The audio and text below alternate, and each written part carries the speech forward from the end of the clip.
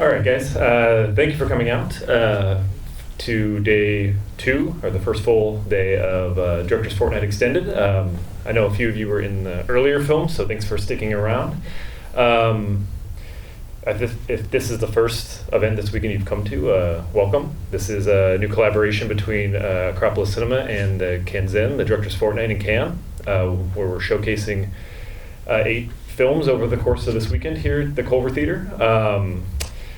We have a number of films still to go. We have 2 more after this panel tonight. We have the new restoration of Chantal Akerman's Histoire d'Amérique, film she made in 1989. That's, like I said, a new restoration of that film at 5 p.m. And then after that, at 8 p.m., we're showing Eat the Night, a French film that is a very exciting kind of announcement of a new, they made one other film, but announcement of kind of a new talent, new generation of French filmmakers. So that's very exciting, and there's still tickets for those if you want to stick around for that. The reason you're here today is to see a panel discussion between the director of the Cannes, Julien Rejl, and India Donaldson, the director of Good One, and Tyler Taormina, the director of Christmas Eve at Miller's Point. Both of those films played in the Director's Fortnight this year. Good One's already had its theatrical opening, and Christmas Eve in Miller's Point comes out next weekend, I think next Friday, here in LA. So if you haven't seen it, please do. But that's the reason we aren't playing them at this showcase, because they are going to be available or have been available.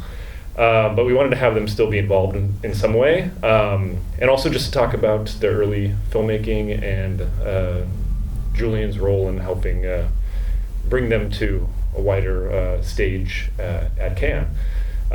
So without further ado, let me bring up first Julien Rejl, the director of the Cannes.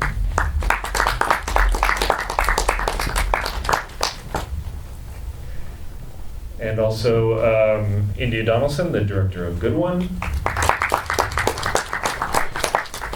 And Tyler Taormina, the director of Christmas Eve at Miller's Point. Hello. All right, maybe we'll start with Julien. This is your second year as the head of the Cannes.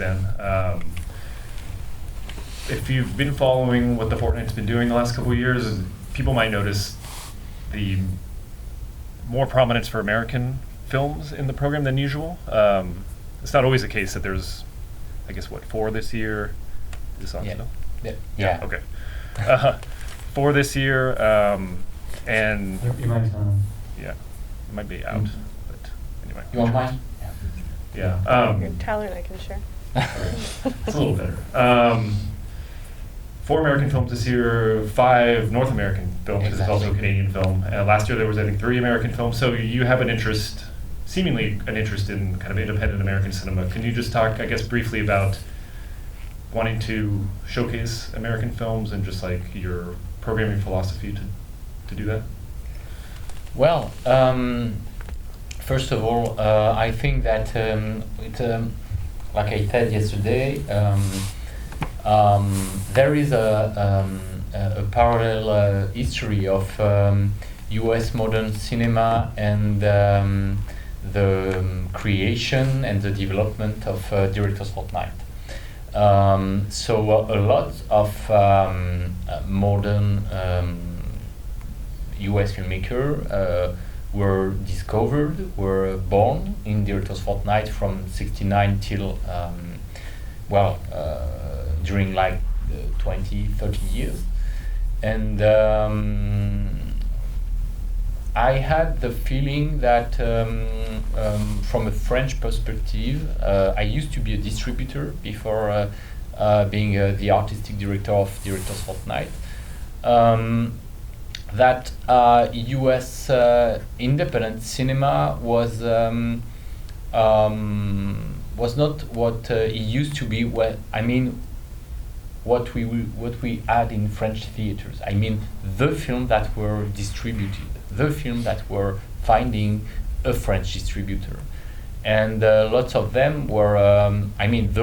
Those that were distributed were coming from Sundance, for instance, or a festival like South by Southwest and etc. And it was a bet actually. It was when I arrived, it was a challenge to think that I want to search for a new kind of U.S. cinema. Well, of course, I'm a great admirer of American cinema. I think like everybody, but I think it's important in an international film festival. I mean, in a great festival like Cannes, that not to forget the importance of U.S. cinema. So, for instance, I know that the men's selection, the competition, has some trouble for. I've met a lot of trouble for many years to bring back the great U.S. filmmakers to Cannes, because there is new strategy today. Maybe not today, but with the Oscar campaign, with the competition of Venice, it's kind of U.S. cinema has deserted Cannes to go to other places. So, to answer your question, it was a real desire from me to discover new talents that would not come from the usual path. I mean the usual U.S. film festival, but actually, India's film is the exception because not only the film was presented at Sundance, but it was also released in screened in other festivals, U.S. festivals before Cannes. Right. But finally, it didn't prevent me to select it. Well, I guess, can you talk about that? Is there, usually obviously in Cannes, everything's a premiere mostly, but there are some exceptions with Sundance premieres sometimes. Can you talk about just opening or having that availability? Is that something you continue to look at? Even for the men's selection, the rule is that even can accept international premieres. Mm-hmm. It means that not only for U.S. film, but any kind of film can have made its premiere in its origin country and then make the international premiere in Cannes. So it has always existed. And I would say that it's even more important today not to be like too demanding about this world premiere, because, well, let's face it, cinema is in trouble. I mean, it's very difficult to bring new audience to theaters, to the big screen for such discoveries.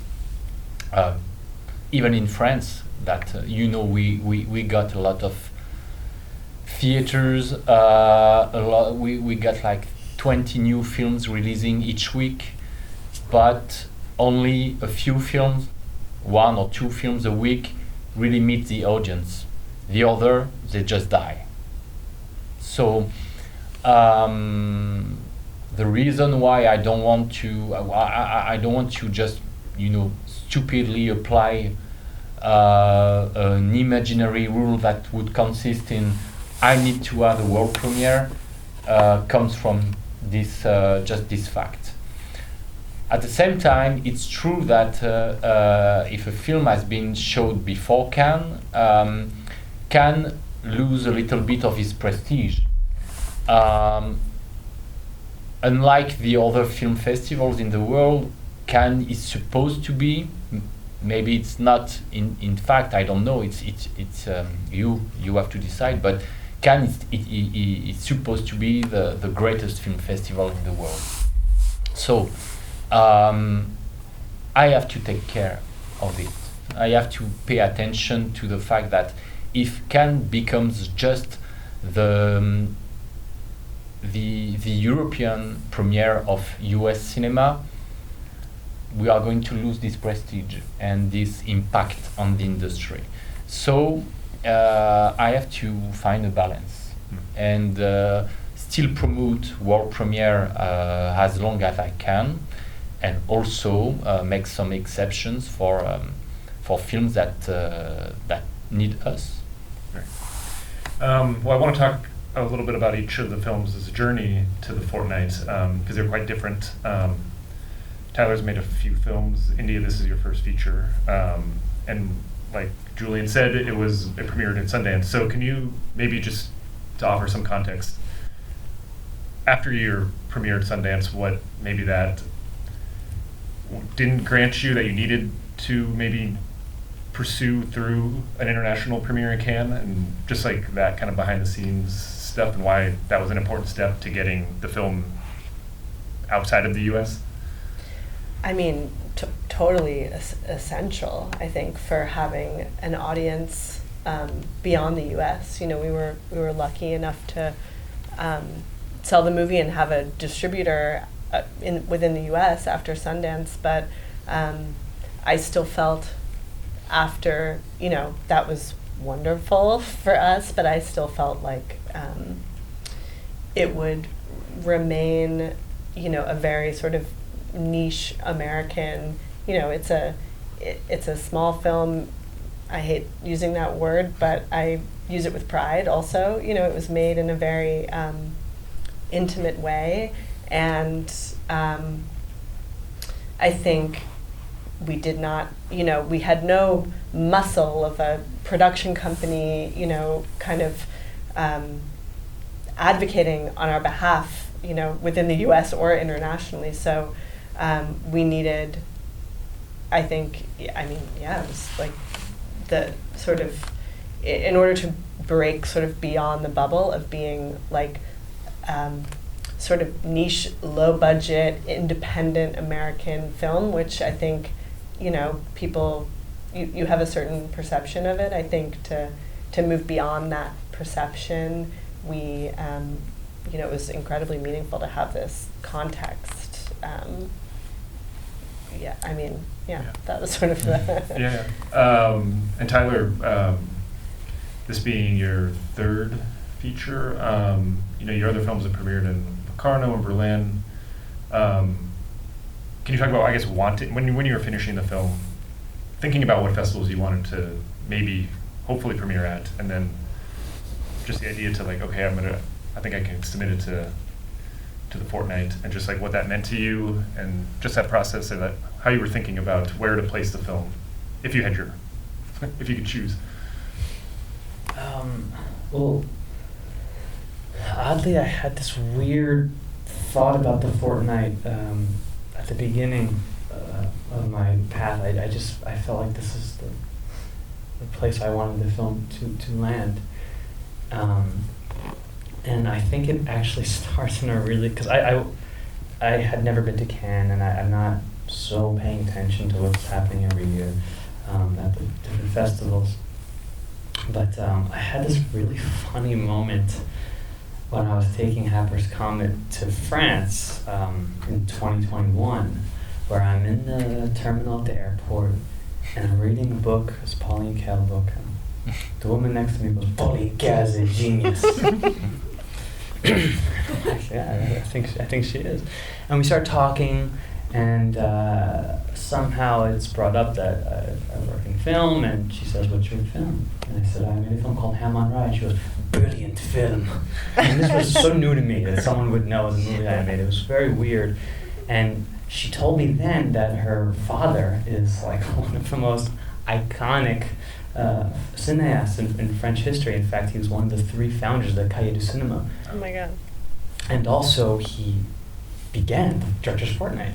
Is this true to say that? Yeah, actually, Daniel Valcroze, yeah, was one of the main person that, let's say, settled the association of filmmakers to launch this sidebar. Yes.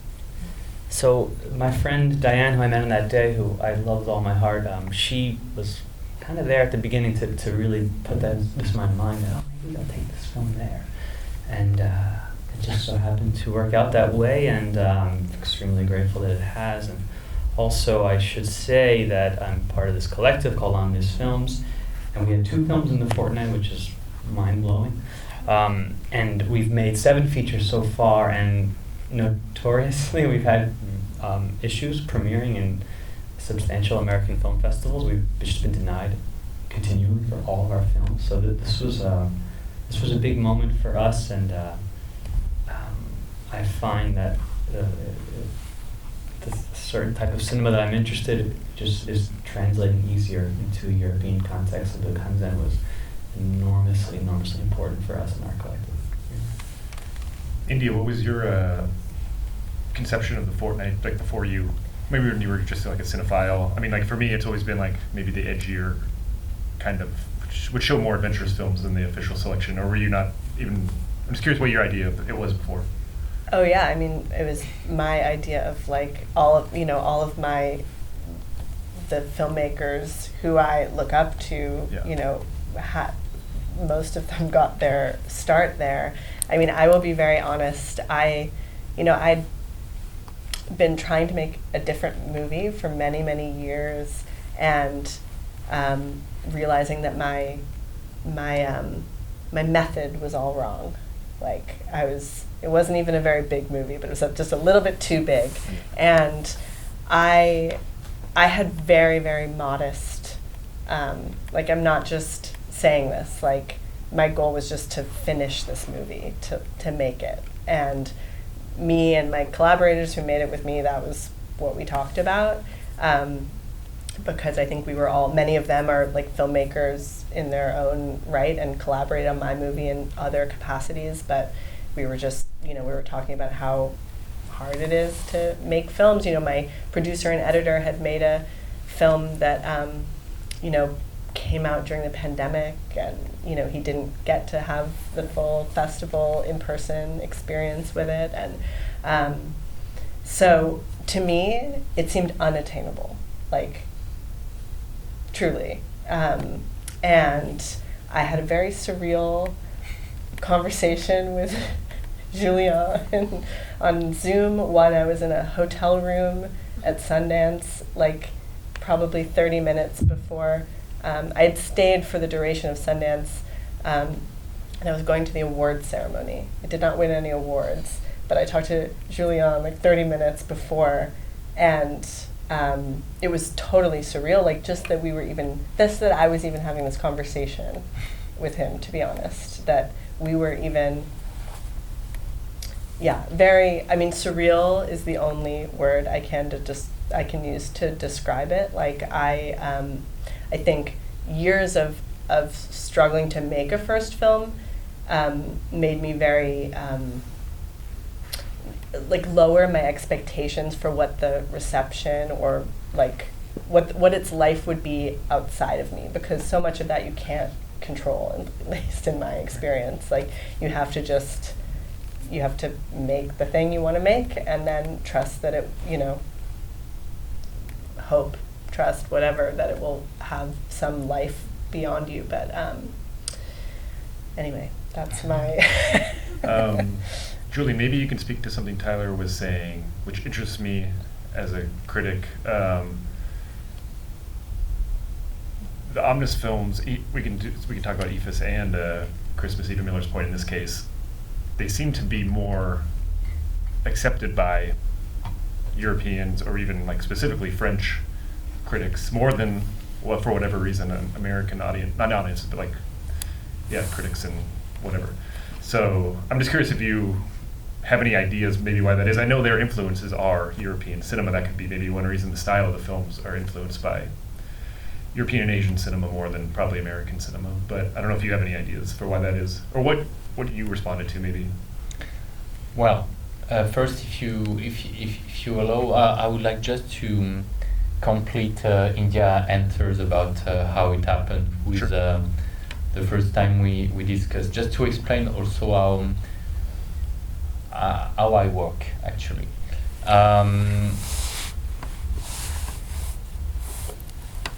Good one was I think you or your team sent the film to us maybe a little before Sundance starts, and I'm also checking the film from Sundance when the festival starts, because they are online, and so as I have this accreditation, I have a look at the film, and so I wanted to see films from Sundance before the award ceremony, because I don't want to be the guy that contact a director after he got an award. So actually, I saw the Descendants film, and the only one I was interested in was Good One. So I think I was in Brazil at this time. Yes, yeah. And I contacted India just before the Palmares, because I wanted to be sure that she knew that I liked her film, even if the film was not awarded in Sundance. And it's also it also says that I do like talk with directors when I'm making the selection. I was lucky with these two guys that they were not represented by agents that I don't like, because it's a surrealist conversation with agents, actually. Sometimes with sales companies too. And to me it's more natural, it's more like it's easier, and it's much more human to have this conversation with them, because it also gives me the feeling that maybe I'm wrong when I see a film, because I see so much film, and sometimes in conditions that you wouldn't like to hear about. For instance, in my hotel room in Brazil. But so that's why I need to hear the director talk about their film. And actually, we also had this conversation with Tyler before I told him that I would select the film.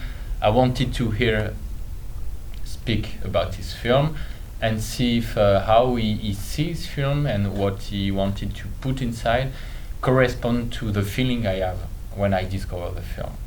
So just to say that today in big festival like Cannes, this kind of conversation usually don't happen, because we are permanently contacted by sales agents, by agents, by distributors, and we miss this contact with the people who makes the films.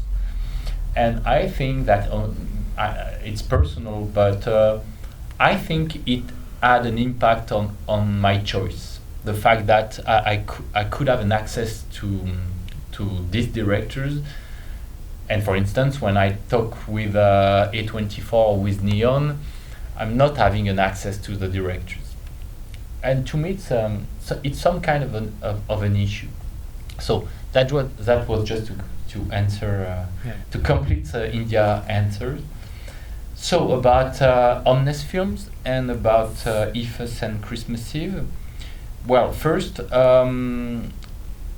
it was a real question for me to have these two films into the selection.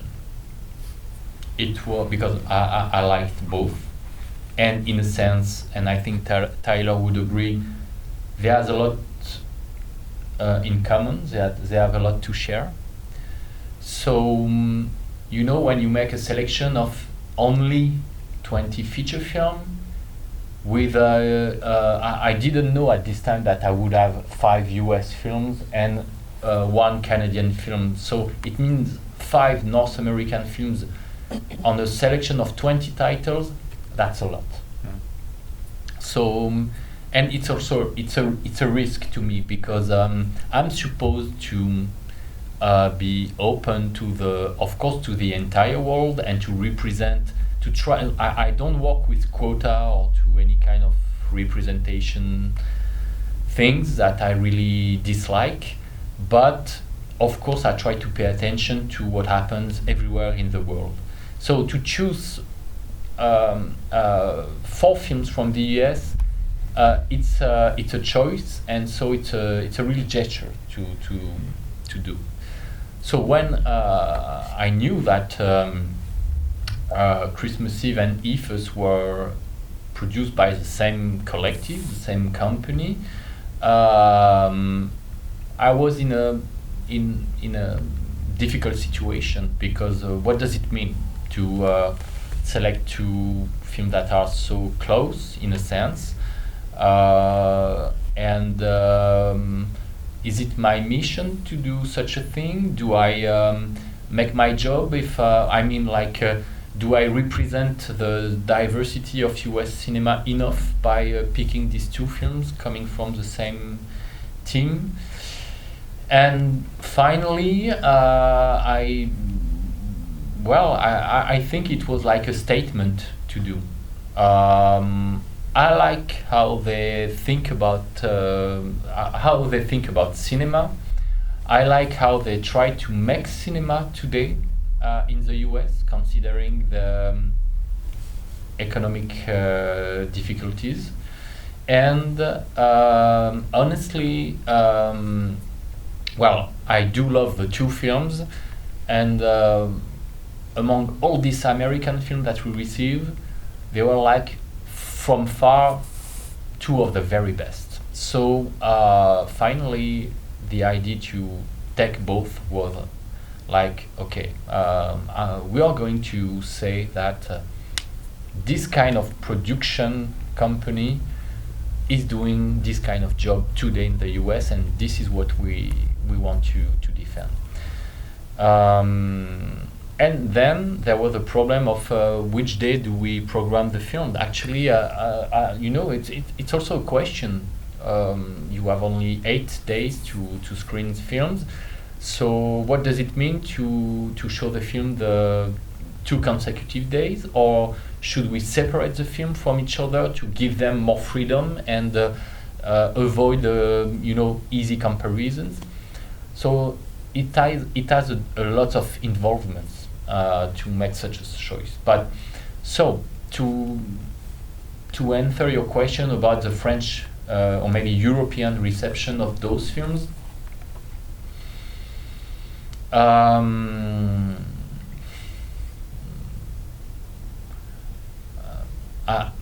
I really don't know. Let's say that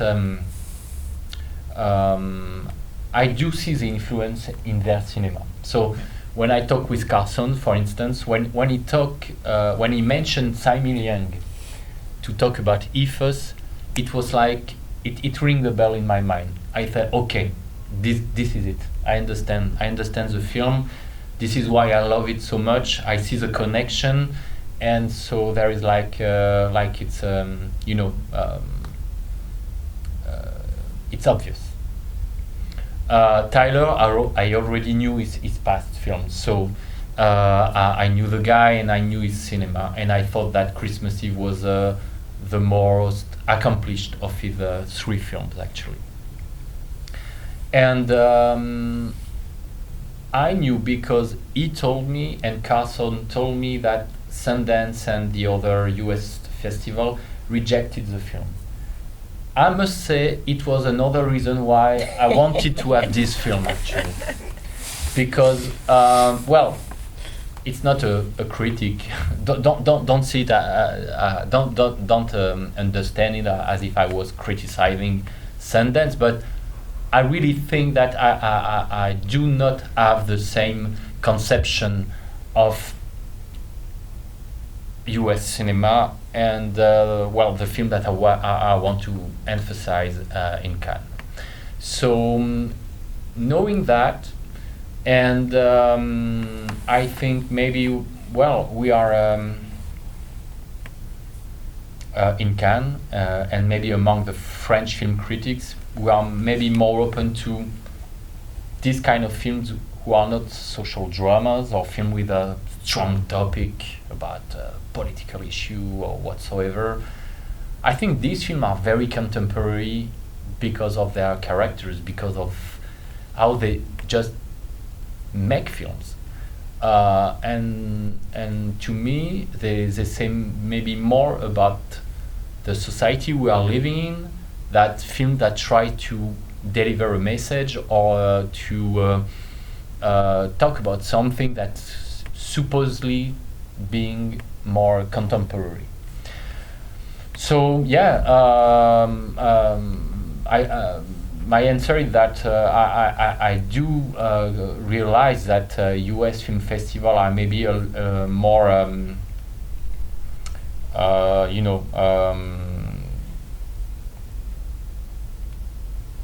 afraid of this kind of proposition, and they want to have films that are connected to the trendy topics. And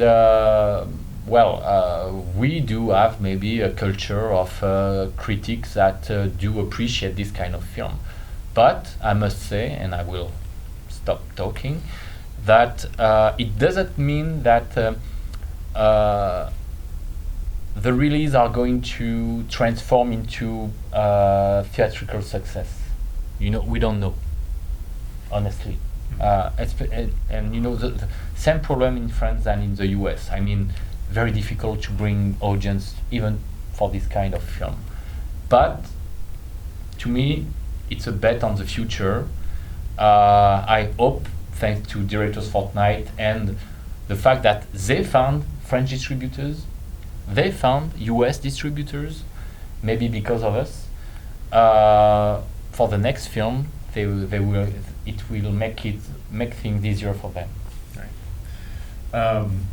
I guess one observation I have just of those 4 American films, at least this year, although it sort of applies to last year's films too. To me, they're all like regional in a sense. Like whether they're these 2 filmmakers live in LA, but the films themselves feel very like region oriented. They're about small, either communities or spaces. So I don't know if that also to me plays into it, or like rather than it being like a Neon or an A24 film, like you were saying, when you see those, they don't really, not always of course, but like sometimes they don't have like a real strong sense of place or people. And I think both these films certainly do. So I don't know, maybe both of you can talk about making films, whether it's regional might not be the right word, but like, you know what I mean? Just like as for Good One, for example, having it kind of be set in this kind of outdoor space that's not often filmed. Can you talk about that? Is that something going forward? Do you plan on making films kind of in this mode, vein, setting? Regional specificity is definitely very important to me. I think it's what I don't know. I have a personal belief. I have no evidence that this is true beyond just me believing it, but that like universality, or maybe that's like too strong a word, but just like the possibility of like getting anyone interested in my ideas beyond just like me, is the answer lies in like specificity and going deeper into specificity rather than trying to go more general with my ideas, if that makes any sense. My movie takes place on a backpacking trip, and the landscape that I grew up doing that in is California, in the Sierras, but the practicalities of shooting a movie on a limited budget in California in the Sierras, it just would make it was impossible. It would have been like 3 times the budget to make a movie like the one I made in California. Also, I lived in New York for 15 years, and all of my collaborators were in New York. And I also knew this landscape really well. And as an adult, the main character is a teenager, but it's a contemporary story. It's not a period film, and the landscape that I knew more deeply in my adult life was this area in the Catskills. So there's so much to me that's like, a diner that I went to in college, like all of these details that to me are important, and like I think just sort of enrich the movie because they're meaningful to me, even though that those details are sort of invisible. But also, and I'll pass to Tyler, but just like cultural specificity, like I was thinking about like outdoors culture and the sort of just like the culture around our like just like niche communities of people that care very deeply about certain hobbies, and my characters have different relationships to that hobby, but I was thinking about like regional or cultural specificity in that way. I don't know. And Tyler, I mean, your films are set mostly or completely in Long Island. So can you talk about that? Filming that, these small communities, obviously this new film kind of based on your family. I'm just curious about that as well for you. Well, what's funny, and I'll represent Carson a little bit here too, is that he and I and other members of Omnibus Films and other friends of mine who aren't even filmmakers, we share in common that we left our hometowns and we came to Los Angeles. And a lot of people in my generation left out their suburban, homes to go to cities. So I think for us, I think the reason why we go into this environment is because it's a sort of reconciliation of how that place imprinted ideology onto us, but also affection for memories we have there. So it's sort of a bittersweet reason why we return to the suburbs, which I believe are so indicative of American ideology in the way that they've sort of been constructed. So it really is. It's sort of it's specific to me, but it's also a very, I think, considering what it means to be American, I think lies in the suburban experience. Yeah. I just have one more question before we maybe ask the audience to open up. I think people might be curious just how you guys submitted the films to the Fortnight. I mean, Julien was saying last night about Gazer, which is a legitimate regional film with no connections to the festival world or Cannes, and they just cold submitted it and got in, which is amazing. Crazy. So I'm just curious. That's great. Yeah. So I'm just curious. Maybe Julien can talk about that too. But how did you guys just initially send it? And maybe just that waiting process, if you can describe it.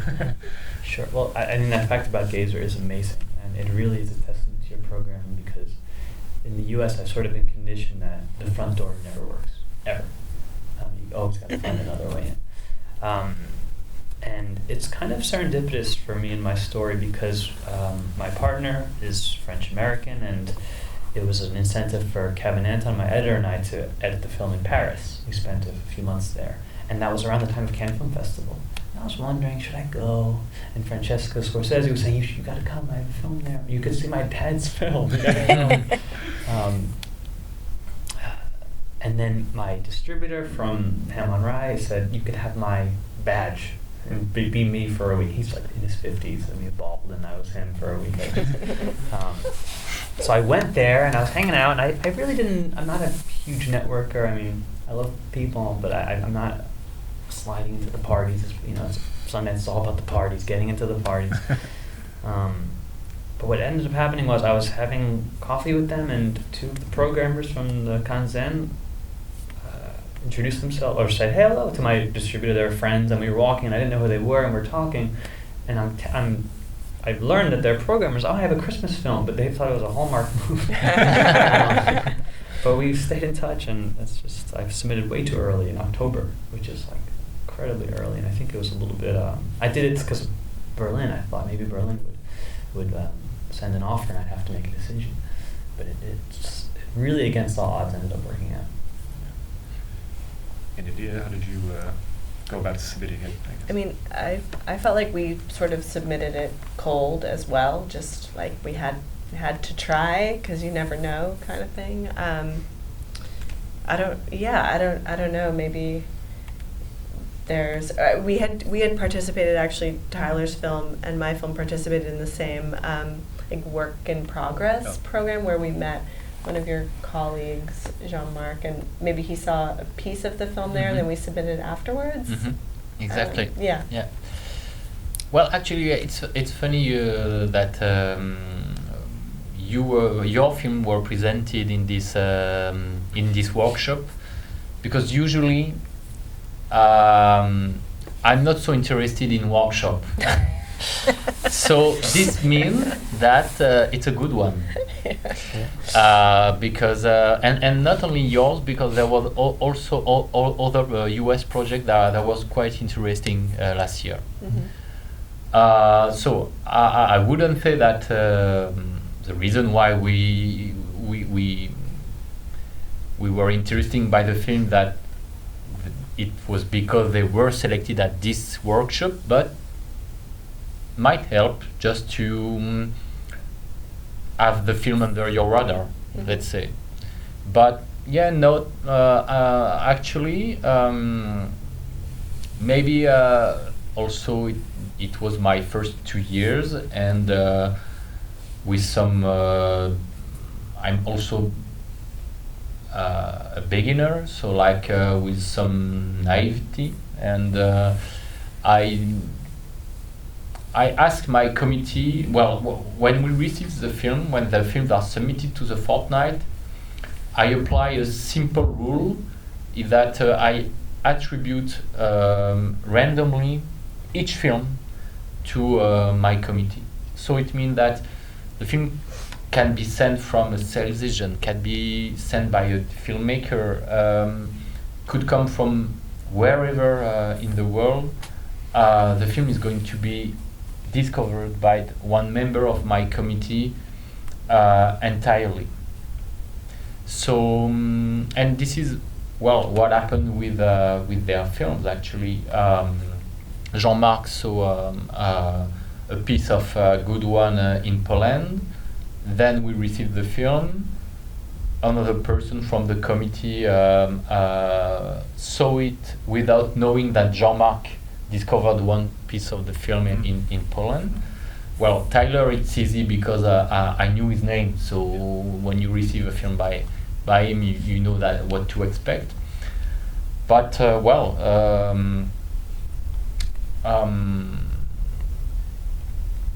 we give an equal chance to each film that are submitted, but that's why it's Tyler made a good decision when he decided to send the film in October, because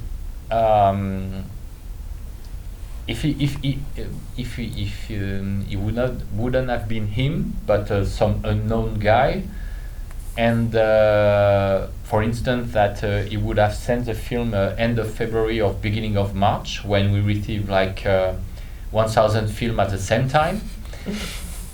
Maybe it's more difficult to us to have the good reaction, the right eye when you discover a film like this. So actually time is a huge factor in the process. Between November and beginning of February, we are in a more comfortable mood to discover films that comes from nowhere. And afterwards, my job is to deal with the whole world industry of cinema and to be solicited all the time by companies that do have an interest to be in Cannes for commercial reasons. I have to make well, it's difficult. You have to keep an open mind to be able to discover film that comes from nowhere, but at the same time, that's also one of the reasons why I'm here in front of you. I'm in LA and I was in New York. I try to come and meet people in advance to understand which film I'm going to receive. And there is no such a thing that could replace the fact that when I'm meeting someone in real and I understand which film they like, where they come from, what kind of project they are working on, well, it gives me something that it's very valuable personally. And so my job is to try to anticipate the most the film that I'm going to receive, to pay the best attention possible when I do receive them, and stay open mind when film from nowhere are submitted. Right. Does anyone have any questions, whether for Julien or filmmakers? If not, I have one more. But Yes. Okay, there we go. For India, you said that you were making a film before this one and it was too big. Can you talk a bit more about that process? Yeah, it wasn't very big by the standards of what's considered big. It was still, the budget was under $1 million. I don't know, I'd never made a feature film before. I had wonderful producers, I had some cast, you know, I was putting the pieces together and certainly was very passionate about it and very myopic about it, but it had been about 5 years of thinking, like, this year it will happen, and then the pandemic hit, and it just felt like here in this community of American independent film, it just seemed that much harder to make an independent film. And so I thought, like, okay, I need to make a film, and so I'm gonna make something smaller that I can have some authority over whether it happens or not. So that meant basically writing something that I felt like I could tell a meaningful thing and do something interesting visually and tonally with on a limited budget. I mean, there's so many factors, but something that I could have more control over the process, I guess. Wait, do you still want to make that other movie? I think I will get there, but after years of trying to make it, it's hard not to judge the thing. Yeah, I need to find a new way back in, I think. And making a good one has also, I don't know, reframed some things as well. I don't know. I need a fresh start, maybe. Sure. Anyone else?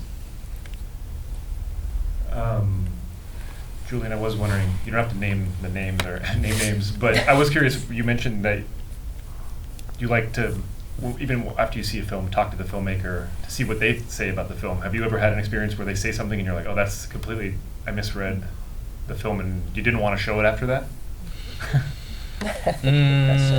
Well, I wouldn't say misread, but sometimes I get a little disappointed, and I can feel that because, you know, well, honestly, I don't receive so many masterpieces, okay? So I do receive a lot of films that, well, are with bold filmmakers, people trying to make things, but of course with a lot of weaknesses. I mean, it's completely normal. It's discoveries, it's a debut feature, and whatsoever. So from time to time, well, for a special reason, even if I'm not completely convinced by a film, I got some interest in it because I think what maybe the filmmaker wants to achieve, or I think that his main idea is very original, and I feel it's too bad that the film maybe it's not as good as it should be. So I just want to check if why is it like this, and could happen that I feel that, well, finally